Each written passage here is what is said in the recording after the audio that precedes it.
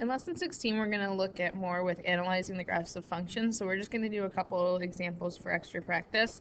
So the first thing we're going to do is we're just going to look at some of those properties we talked about in the last lesson, and we're going to identify them using this graph. So first thing are the X and Y intercepts. So these we didn't talk about in the last video, but if we remember back when we talked about polynomial graphs, the X-intercepts is where the graph crosses the x-axis. So we have these 2 points right here, and this is the third X-intercept. So we have our x-axis and our y-axis. It's the 3 points on this graph where it crosses the x-axis. So the X-intercepts would be the point 0, 0. We also have this point here, so maybe like 2.1. We're just going to have to give an approximate for that, comma 0. And then maybe like 3.6. comma 0.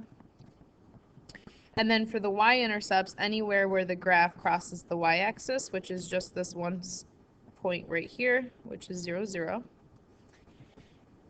The next thing we're going to look at is the intervals where the graph is positive and where it's negative. So we always look at where is y. When we say the function is positive, it's where y is positive and then where y is negative. And we always state the intervals on the x-axis. So positive is anything above the x-axis, so where the graph is above the x-axis. So we have these two sections here. So it's positive from 0 to 2.1. And then again from 3.6 to 4. And for the 4, I'm going to do a hard bracket around 4 because I'm going to include when x equals 4. But for all these other ones, I did a soft brackets because I don't want to include where the function equals 0. I just want to include where it's greater than 0. So that's why 4, at x equals 4, the function's still greater than 0. So that's why I put a hard bracket. And then for negative, we have this section here. So we have, again, hard bracket around -3 because it is negative when x equals -3. And the only reason why we're doing these hard brackets is because we have endpoints. I don't have arrows on my graph, so it doesn't go on forever. And then I'm going to do a soft bracket around 0 because at x equals 0, my function equals 0. That's because it's an x-intercept. So notice these points up here are being used, the x-intercepts. And then I pick back up at 2.1 for being negative, and that goes to 3.6. And soft brackets around both of those because we don't want to include when y equals 0, just when y is less than 0. So notice the similarities here between the x-intercepts, because wherever you have an x-intercept, that's where the graph is going to change from positive to negative as long as it's not tangent at that x-intercept. So the next category we're going to look at is intervals of increasing versus decreasing. So we'll start with increasing.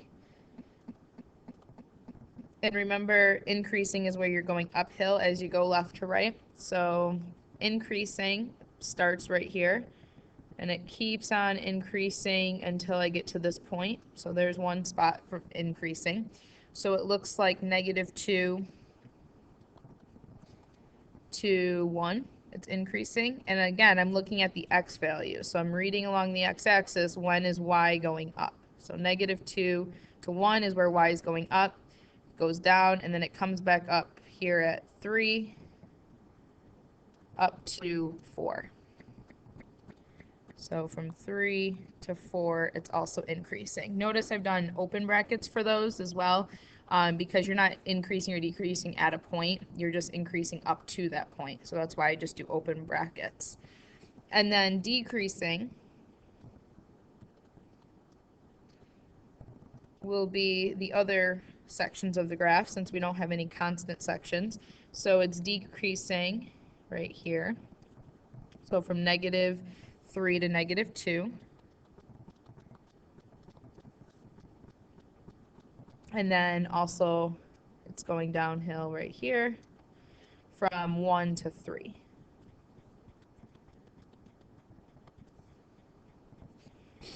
And then the next section here is asking for maximum and minimums. So for part E, identify any relative maximum.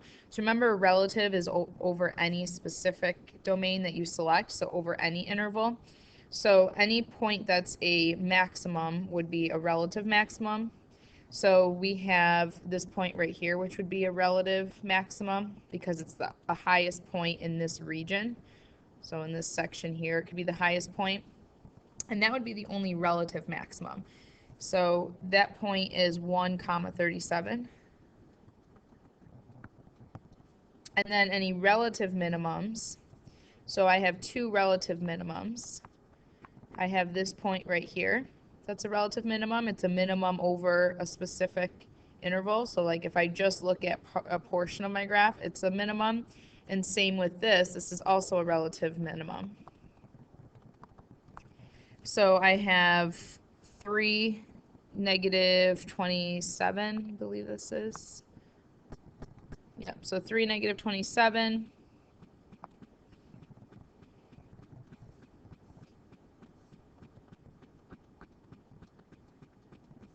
And we also have this point down here, -2, -152. And then the absolute maximum. So in this case, the highest point on the graph is this point right here. So this is the absolute maximum. Now, notice I didn't call this a relative min. The reason why, or a relative maximum, the reason why is because relative maximums can never be endpoints. Same with relative minimums. So this is the highest point, so it's the absolute max, but I can't also call it a relative max because we can't use endpoints for relative, because if it's part of the endpoint of the interval, then it doesn't work because relative maximums are always over open intervals, so it's a maximum over an open interval. And if this is the endpoint, then it's not part of the open interval. So we have the point 464 as an absolute max. And then for the absolute minimum, it's going to be this point down here. That's the smallest minimum. So it's actually the same. So relative minimums can be the absolute minimums as long as it's not an endpoint, basically. So notice I never even used this point because it was an endpoint, so I can't call it a relative minimum or maximum. I just have to basically not use it. So I have my absolute minimum, -2, -152. And that's it for that graph. So let's go on to the next graph, and we'll basically do the same thing, just analyze, practice with these things. So this example, notice the difference right away, it has arrows. So that kind of tells me something about my absolute maxes and mins, that they're not going to exist because I have one arrow going up and one arrow going down. So this graph is going to decrease forever as well as increase forever on this side. So I'm never going to have an absolute max or min. So I'm going to go ahead and just answer that right away. So there's no absolute max or absolute min because the graph keeps going. There's no highest point or lowest point. So then let's go back and answer these other questions. So identify the X-intercepts. So I have this point here, this point, this point, this point, and this point. So I'm going to just put my numbers on here. So 1, 2, 3, 4, 5. Just so it's easier to visually see these. So for X-intercepts, I have 1, 2, 3, 4, 5 of them. So it looks like I have one at negative maybe 4.1 or 4.2. I have one at -2. I have one at 1, one at 3, and maybe like 4.7. Something like that. And then the Y-intercepts, let's look at those. I have one right here, so that's at -2. And then identify the intervals where the function is positive and where it's negative. So positive I have right in here, and in here. So where it's above the x-axis. So positive, we have open brackets. So negative 4.1 to negative 2, and then from 1 to 3, and then from 4.7 to infinity. So notice too that I'm using these same approximations, so whatever you choose to approximate here, so if you chose negative 4.2, then you should be using negative 4.2 here for those approximate points. And then negative, we have these regions.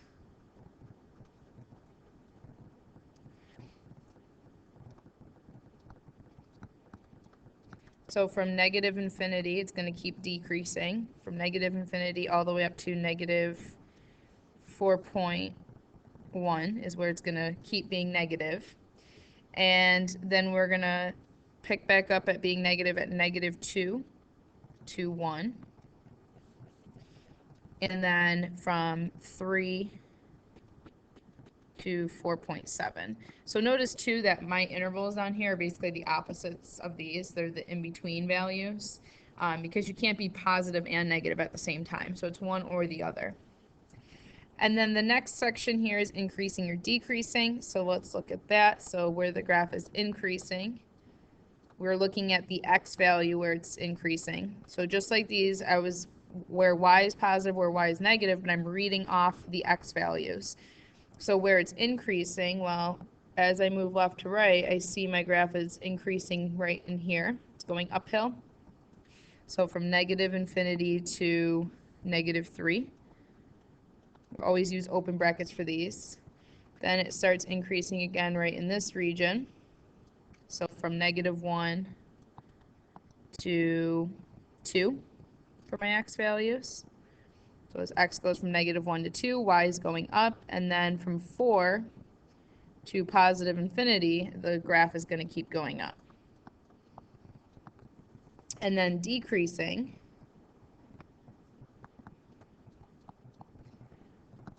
so again, you can't be both increasing and decreasing at the same time, so these should be different intervals. So I'm going down between negative 3 to negative 1. And then I'm going down again between 2 to 4. So that's the difference between increasing and decreasing. And then we just have our relative maximums and minimums because we've already decided that there's no absolute maxes or mins because the arrows keep going on forever. But I do have some relative maximums. I have a relative max here because over this specific interval, this point's a maximum. This point is also a relative max because over any specific interval other than the one including negative 3, 2, this would be a relative max. So we have negative 3, 2, and 2, 1. So negative 3, 2, and 2, 1 are relative maxima. And then we also have two relative minimums right here and right here because over a specific interval, this is the lowest point, and over another interval, so any other section of the graph, this could be a lowest point. So I have negative 1, negative 3, and 4, negative 1. And 4, negative 1 as relative minima. So remember, no absolute maxes because the arrows keep going. There's no highest point and there's no lowest point, so there's no absolute extrema, meaning maximums or minimums, but relative I do have because I do have a section of the graph where this is a minimum, this is a minimum, as well as these are both maximums in a certain section of the graph. So that's it for this lesson. One lesson left, which we're going to be looking at more with graphs and analyzing their symmetry.